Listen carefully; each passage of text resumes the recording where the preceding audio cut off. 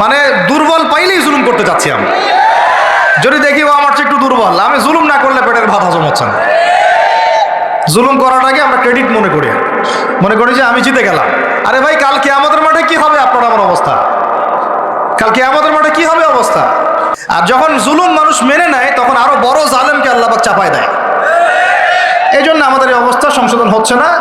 ইল্লা মাশাআল্লাহ, আল্লাহ যে কবে করবেন আল্লাহ ভালো জানেন।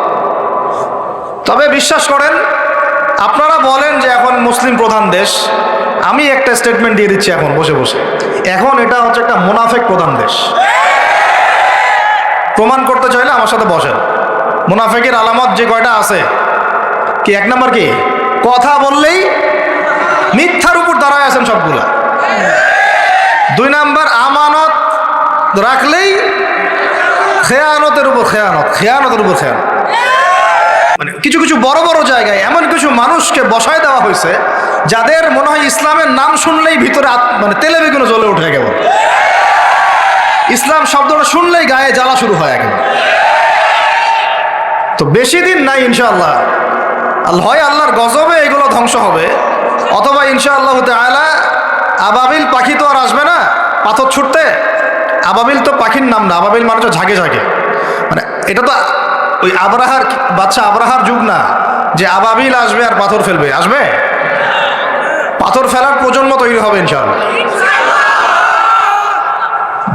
মূল সমস্যাই হচ্ছে করাপশন, দুর্নীতি।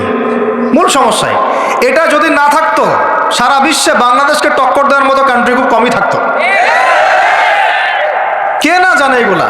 সবাই জানে। আর আমরা মেনেও নিয়েছি এগুলা ভাই, চুপচাপ মনে মেনে নিয়েছি যে ওইখানে গেলে এত দেওয়া লাগবে, ওইখানে এত না দিলে আমার এটা হবে না, ওইখানে এটা দিতে হবে, ওইখানে এটা করতে হবে। আমরা মেনেও নিয়েছি মাশাআল্লাহ।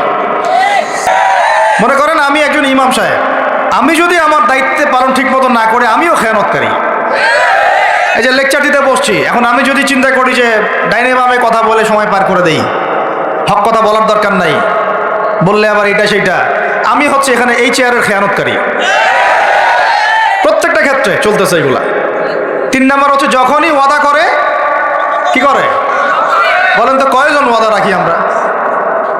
কোন কোন সময় দেখা যায় অমুসলিম ওয়াদা রাখছে, মুসলমান রাখে নাই।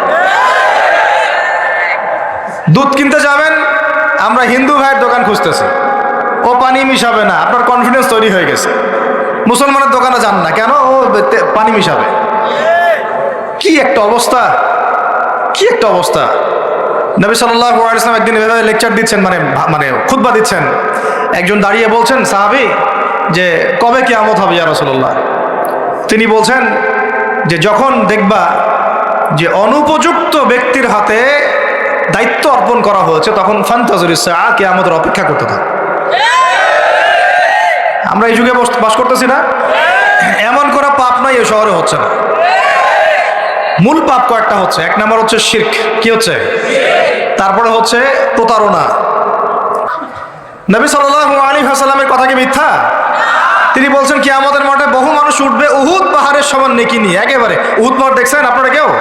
অনলাইনে দেখে নেন, বিশাল পাহাড়। জানাজার নামাজে শরীক হইলে 1 কেরাত নেকি হয়। 1 কেরাত মানে 1 উহুদ পাহাড় সমান। আর মাটি দিয়ে আসলে আরেক কেরাত নেকি হয়, মানে আরেকটা উহুদ পাহাড়ের সমান। উহুদ পাহাড়ের সমান আরো উঁচু উঁচু নামাজের নেকি, জাকাতের নেকি, হজের নেকি, ওমরার নেকি নিয়ে উঠবে বহু মানুষ। আমরাই হয়তো বা তারা, আল্লাহ পাক আমাদেরকে মাফ করুন। ওঠার পরে বহু মানুষ সামনে দাঁড়ায় থাকবে। কাউকে গালি দিছে, কাউকে অন্যায়ভাবে মারছে, কাউকে রিমান্ডে নিয়ে একেবারে পেদানি দিছে, নির্দোষ ছিল, কারো নামে মিথ্যা মামলা দিছে, কারো নামে অপবাদ ছড়াইছে। বেচারা ভালো ছিল, সৎ ছিল, অপবাদ ছড়াই দিছে। কারো নামে ধরেন যে কারো গীবত করছে, কারো টাকা নিয়ে টাকা দেয় নাই, হ্যাঁ, কারো জমি আত্মসাৎ করে খাইছে, ভূমিদস্যু ছিল। মানে মানুষের সাথে জড়িত পাপ ছিল। কি ছিল? অন্যের সাথে জড়িত, মানে অন্যের হক নষ্ট করছে আর কি, অন্যের। এখন আল্লাহ পাক বলবেন যে তোমার এই ঋণ এখন শোধ করো। ওই দিন তো ঋণ শোধ করার কোনো বুদ্ধি আছে? বুদ্ধি নেই। এখন কি পদ্ধতি?